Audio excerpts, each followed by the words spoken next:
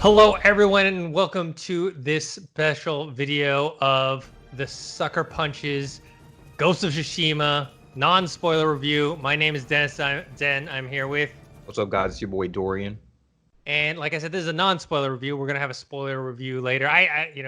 We just did a spoiler review of The Last of Us Part 2 that clocked in like almost an hour. We went into detail about all the things that we liked about it and the things we didn't like about it, but we got to go into the story. And we're gonna do that with Ghost of Tsushima, but this is the embargo's lifting. So here's our review of this game. This game, takes place in 13th century Japan on this island, Tsushima Island, in late 13th century, like I said.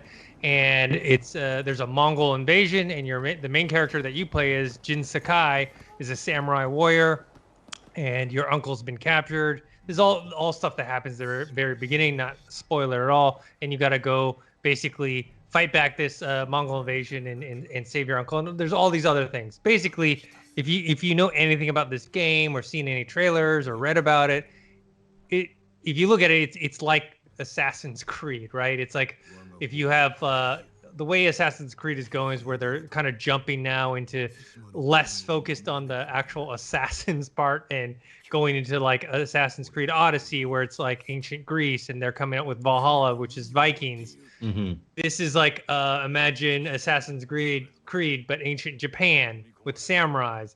That's the gist of it. Obviously, Sucker Punch adds their own flavor to it and their own, different styles. But in general, that's what it is.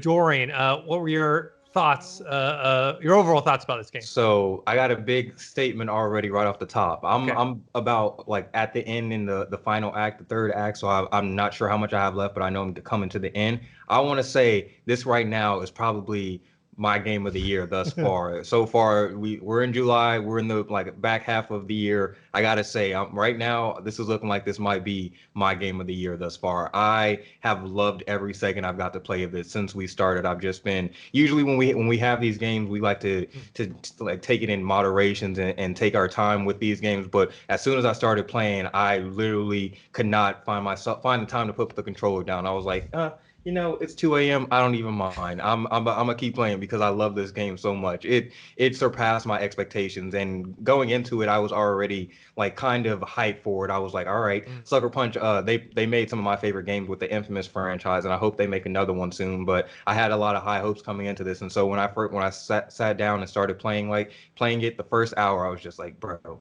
I'm already in love with this game. How have they already got me into this? And it was just so amazing. It blew my expectations away. And one of the things that I think really elevated it for me specifically was, we'll talk about it more in detail, but when you could play with the Japanese voices and you're reading the subtitles, I feel like that really immersed me in the world, and it made me pay attention more to the dialogue and the story because I'm reading the subtext, so I'm basically absorbing the information a lot better. So it made it feel more immersive that way. It just made it all around just an overall better experience and elevated the game to another level I didn't think it could reach. So overall, 10 for 10 for right now. I'm loving it thus far. So I have to admit, when I first started playing this game, I think I even messaged you. I was like, yeah, I don't know. Like, I was like, it's all right so far, but I'm not sure yet. But now I'm much closer to where you're at. I wouldn't say it's my game of the year, but it's definitely one of my favorite games of the year now. But it took me a little longer than you. You said right from the bat you went. For me, it was a little slow starting. The world felt a little empty. I love games like this where you kind of get to traverse the world, go to different locations, meet different characters. And in the beginning of the game, it's you don't know much about your own character. You have a very simple plot. And when you kind of go around in the first few hours, there's not that much to do. But later, as the game progresses on, you meet a lot more characters, a lot more side quests and storylines, and that's when it started to hook me. And then, on top of that, I think my favorite thing about it is actually the combat. Because a game like this, if you play it for, how many hours? I think they said about 30 hours for the main quest, but if you want to do like all the side quests included, it's probably like 50 hours or 60 hours. The combat is a big part of it. And if you don't like the combat and it's not fun for you, you're not going to get through it because there's Right. just so much of it, and that's the thing that really also helps sell me on this game. Besides meeting all the other characters and the side quests and the storylines, I will say the main storyline is pretty straightforward. There's some twists and turns, I would say, but it's not like out of the ordinary. I mean, this is definitely an ode to classic samurai cinema, the Hmm. Kurosawa films, obviously Seven Samurai. They even have, you mentioned before, like the different ways that you can play this game in terms of visuals and audio, where you can do it with English voices, or you can do it Japanese voices with English subtitles, or you can do it Japanese voices, English subtitles, and black and white called the Kurosawa mode. So I Yeah. like that option. Yeah, and you brought an interesting point up with the Kurosawa mode. I think you can play that in spurts. I couldn't see somebody playing it the whole time just because there are certain missions and there's certain things that require you to have color. Like there's like Yeah. purple violets. There's like they send you to do actual things that require the color. So if it's all in black and white, then you might have a little bit of difficult with that. But overall, I thought having those three options were amazing. And if you do have like if you're trying to decide which one you want to do, I definitely recommend doing it with the Japanese voices and English subtitles. Unless like you have a disability or something where you can't really absorb the text as fast, or you just can't read and you absorb better listening, then I would say do the Japanese subtitles. I did a little bit of the English, and I would say like even the English voice actors, they gave it their all, and it still sounded like they were emoting just as well as the Japanese voices. So if you do have to go that way, do it. But if you're trying to get the ultimate experience, definitely do the Japanese voice with the English subtitles. But man, you speaking of the gameplay, I think one of the reasons why, like you said, it attracted me to this game in general is because we've done different games like where there's a main quest, there's a side quest where you can go on all these different missions, and sometimes it can get really like repetitive. I don't want to call out any games, but it can get repetitive by like third or fourth time you're doing a different side quest and the same combat and all that. But with this one, I just felt like anytime I had to go fight something, they always threw in different bonuses or different ways that you had to kill the assassins to where it never really felt repetitive. It just like it made you think outside of the box in terms of how you're going to kill this person or how you're going to distract them or all of that. So they always do something kind of different to make it seem like its own thing when you were trying to fight different areas, which I appreciated, which made it never feel stagnant in my opinion. And the skill tree itself, like when I think there's something like that was driving me even more just because you had the ability to enhance your skills and your armor. I think that was something that just kept driving me because it elevated the game more and more as we kept playing. So I loved every aspect of that.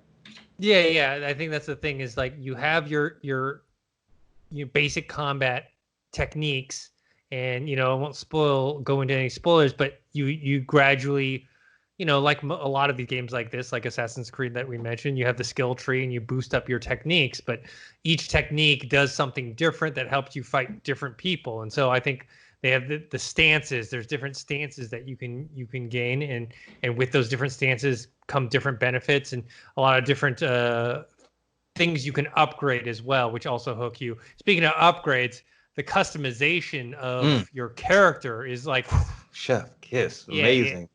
Oh, yeah, it's beautiful, especially when you can upgrade certain armors. Like I felt a certain pride for my boy Jin. Like when there, I don't want to spoil anything, but you get some armors and you can upgrade those armors, and you see him battling, and they do these like cinematic ass moments where it cuts to your character, and it's just looking like off in the sun. And you got your badass armor. And you're like, bro, I'm an actual samurai. Look at my dude. Like he looks so cool. Like I don't know. I just love that aspect of it because it never felt like I felt genuinely customizable to me. And speaking of the customization, I got a mask. Like, look, you can put on a mask if you mhm. want to cosplay as one of the characters.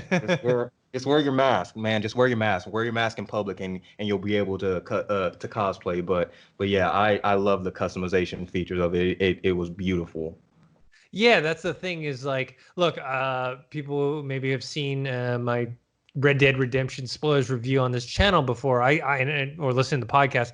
Red Dead Redemption 2 is like one of my favorite games of all time.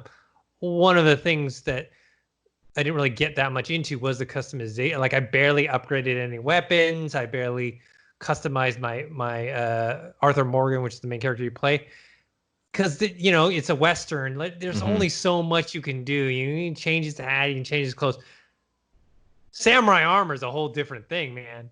You can the different colors, the different palettes, the different designs that you can get. Also, the different styles. I mean, like you can get different like Ronin attire, which is Hmm. like, if you think of different samurai movies and like Ronin type characters where they're not in full samurai garb, they're more of the lone wanderer vibe.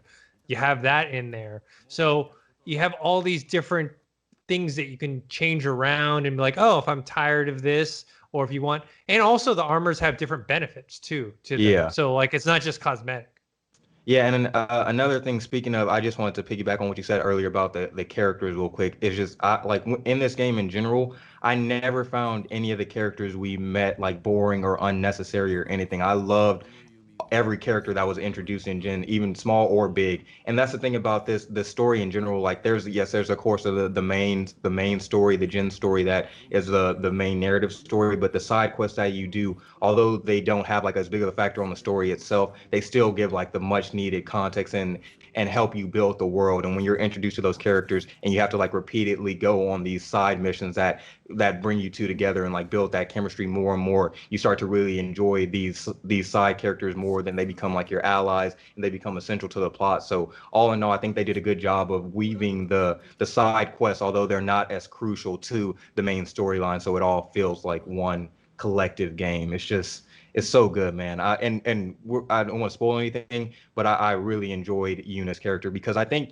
we spoke off camera a little bit about Jin at the beginning, that we were just like he's more, we don't really know much about his character. Yeah. He's more, he works better bouncing off of people until like we start to really dive into the game and get his backstory. They kind of like give you his backstory later on, but when we get introduced to Yuna and all these other characters, I fell in love with those characters because although we weren't getting like a main story from Yuna, like you could see her character development as the course grows and everything like that. So I was just loving all the characters we got introduced to. It's so good. I keep bragging about this game. I don't know, man. I just have a big ass smile on my face. I want to get back after we finish this review. I'm about to go back and play some more. Yeah, definitely. It has addictive qualities to it. Like I said, I like traversing different areas, finding different, upgrading different armors or weapons and all that stuff. So you have that element to it. In terms of cons or negatives, they aren't like big ones. I mean, they're like nitpicky stuff. Like for me, obviously, this happens in a lot of these type of games, like Assassin's Creed, where the camera can sometimes, when you're fighting, Get in the stuck somewhere and way. you're like, oh, I can't see. Like Yeah, you're just swinging. Yeah, that happened to me a couple of times. I know what you mean. or you got locked into a certain character that you're fighting, but you really want to fight the guy That behind happened. you, so, stuff Yeah, that like happened that. to me.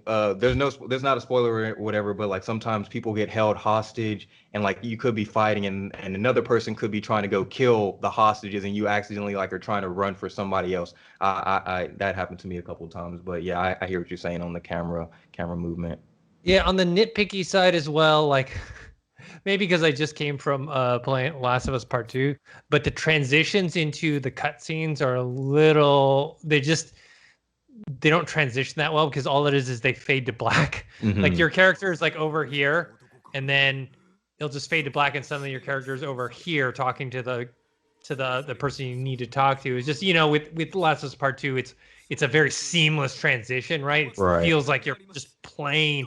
Like even when you go into the cutscenes, it's like as you're playing. This one, you really know, like, okay, we're getting a cutscene here. But I would say in the positive stuff, I'd say the flow of the cutscenes is better paced than Last of Us Part 2, where it's not like you're not sitting down for like 5-10 minutes with a cutscene, right? And just Right. waiting to see what happens. It's more like, okay, you get a minute or two of a cutscene and then you go into playing, and then, you know what I mean? So there's a better pace there for me. Another thing, not necessarily a con, but another thing I wanted to highlight as well was the music and the score of the game itself. Like there's some awesome cinematic moments when you're battling somebody or you're fighting some foes and the music swells up.